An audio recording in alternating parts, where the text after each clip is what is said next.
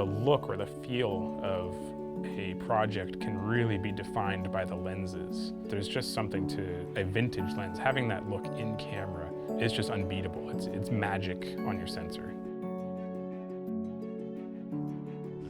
We're at a studio space where we are conducting a lens test to compare a bunch of different cinema lenses to see all the subtle differences between all the lens options out there. And we try to get as many lenses as we could because one of the most important things of this is that we have this controlled environment where it's the same background, the same exact lighting, the same camera, the same everything. The only thing that changes from shot to shot is the lens. And to have that very controlled apples to apples comparison is the only way to really show the subtle differences between every lens. So we wanted to get as many as we could for this weekend of testing, and we got a lot thanks to a lot of generous people.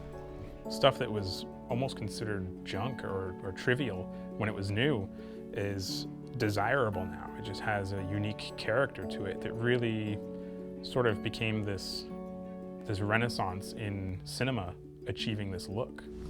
It was really wild to see how different each lens reacts, like seeing the difference between a K-35 and a Master Prime or a Super Speed or the Cooke Panchros was really interesting, seeing what the fall off in the corners was. Like at certain points I would be scratching my head thinking that our lighting was wrong, even though technically our stops were the same, the shutter was the same. This is very cool, and what I like is everybody here is lens geeks, and they all know a lot about lenses and cinematography and filmmaking, and what I love is we're all looking at the monitor and kind of being totally surprised by the results because the differences are much bigger than I think a lot of us realized.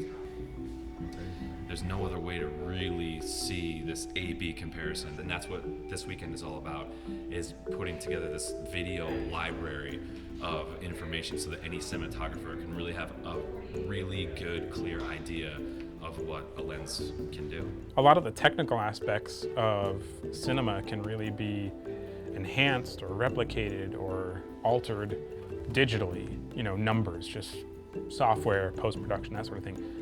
The glass is just one of those things that it's such an analog factor.